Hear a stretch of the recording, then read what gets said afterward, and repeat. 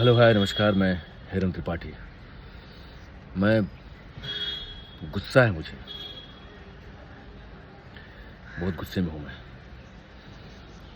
आज जो वहाँ लोग मारे गए, जो लोग आए थे, वो किसी को ये नहीं पूछे कि तुम ब्राह्मण हो, क्षत्रिय हो, अहीर हो, गडेरिया हो, चमार हो, महाराष्ट्रियन हो, साउथ इंडियन हो। उन्होंने ये कुछ नहीं पूछा है। उन्होंने सिर्फ इतना पूछा है तुम हिंदू हो या मुसलमान हो। हिंदू हो, गोली मार दिया। क्योंकि हमारे इतने टुकड़े हैं ना, हम ये खो ही नहीं पा रहे हैं सदियों से। यही रीजन रहा कि मुगल आए, हम पे राज किए, उसके पहले भी कुछ लोगों राज किए, अंग्रेज आए, राज किए। हम ये कब होंगे? कब तक भागते रहेंगे? बस करो, बंद करो ये भागना। क्योंकि कब भाग के जाओगे कहां? चलो भागते हैं साथ में। कहां? हमारे तुम्हारे पास कोई देश है, कोई जगह है कि जहां चलो भाग के हम छुप जाएंगे और सुकून से जिंदगी बिता लेंगे?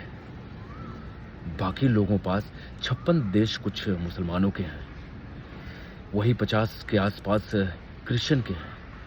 एक हिंदू देश बता दो जहां चल के हम सब छुप के बैठ जाएंगे, चूड़ी उड़ी पहन के या कुछ भी। हमारी लड़ाई पता है किससे हम लड़ रहे हैं?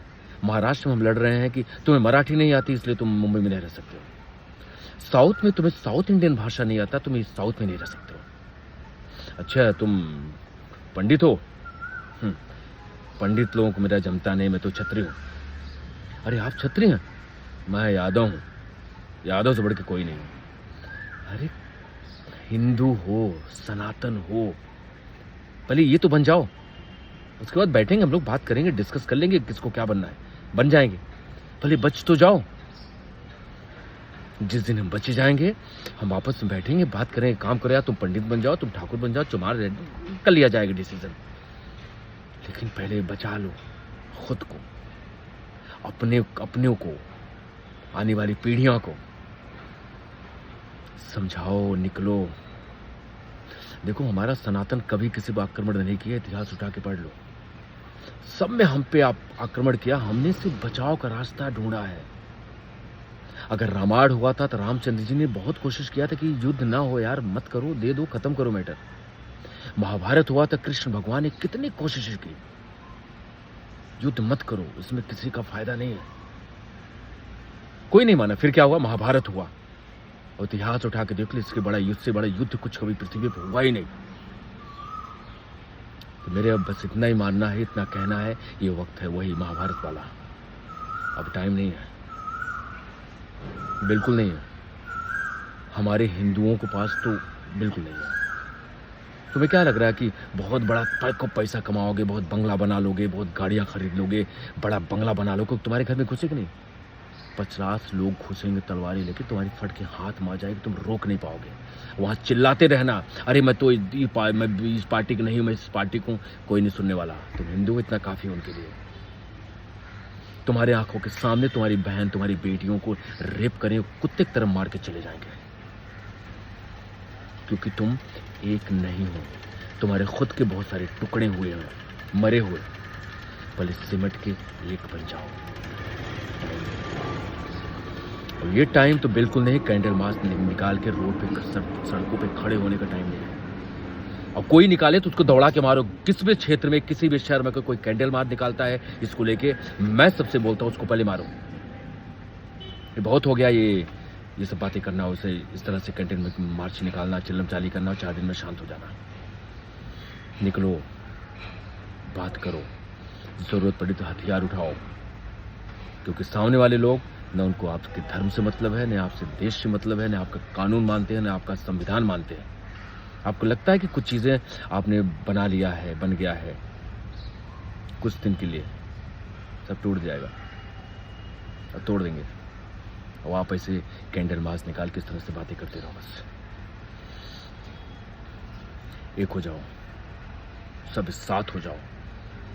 कोई कुछ नहीं उखाड़ पाएगा, अभी कुछ नहीं बिगड़ा है, लेकिन इसके बाद कुछ नहीं बचेगा। हिंदू बन जाओ, सनातनी बन जाओ। भाग्यशाली हो तुम कि कई जन्मों की तुम्हारी चढ़ाई है कि तुम इस धर्म में हो। देखो, हर धर्म एक पार्टी की तरह होता है तुम्हें छोड़ के। जैसे दुनिया में कोई भी चीज बना लो कि नष्ट हो जाएगा, ये बना हुआ धर्म भी नष्ट हो जाएगा। सनातन कभी भी पैदा नहीं हुआ जो नष्ट हो जाए, उत्पत्ति हुई है। जैसे भगवान है, ये भगवान की तरह है। और हर बात में भगवान बचाने नहीं आएंगे। भगवान आपको समझ दिए हैं, ताकत दिए हैं, बल दिए हैं, पैसा दिए हैं, सब दिए हैं, थोड़ा दिमाग भी दिए हैं। सोचो बैठ के, आने वाली पीढ़ी तुम्हारी क्या क्या करेगी, कहाँ जाएगी। हाँ, अगर तुम तैयार हो कलमा पढ़ने के लिए तो तुम सही जा रहे हो, मुझे तुमसे कोई शिकायत नहीं। अब करना भी नहीं चाहता क्योंकि तुम वैसे भी दोगले हो। लेकिन जरा सा अगर अंदर कुछ बची है तो उठो, अपनी बातें कहो। और मोदी जी को मैंने इसलिए वोट नहीं दिया था कि वो, क्योंकि उनका बहुत पहले की स्पीच है, मुझे आज भी याद है कि अब लव लेटर देने का टाइम नहीं है। क्लियर बात करो, खुल के बात करो, मारो। पाकिस्तान को मैं बोलता हूं पूरी तरह से साफ कर दो, खत्म कर दो, सबको मार दो, वहां पे कोई नहीं बचना चाहिए। उसके बाद हिंदुस्तान में जो उनके परस्त के लोग, जो उनके मानने वाले लोग हैं, उन्हें यहाँ से उनको भगाओ और प्यार से लात मार के शिफ्ट करो सबको वहां। फिर से नया पाकिस्तान बनाओ, नए लोग होंगे, नया रूल, नया रेगुलेशन हो सकता है, शायद फिर समझे लोग। लेकिन ये वक्त अब बैठ के बात करने का नहीं, फैसले का है। कीजिए, सोचिए, समझिए और अपने बच्चों को क्लियर बताइए कि तुम कौन हो, तुम्हें कैसे जीना है, तुम्हें कैसे रहना है।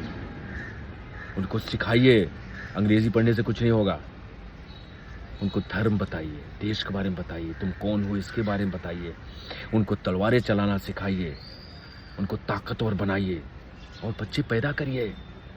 आप कमाते हैं, आपके पास पैसा है, क्योंकि आपके पैसे से पूरा देश चलता है। कोई और देता नहीं, टैक्स हम ही लोग देते हैं। और नहीं समझा, टैक्स देना बंद करिए, मत दीजिए सर, किसी सरकार टैक्स मत दीजिए।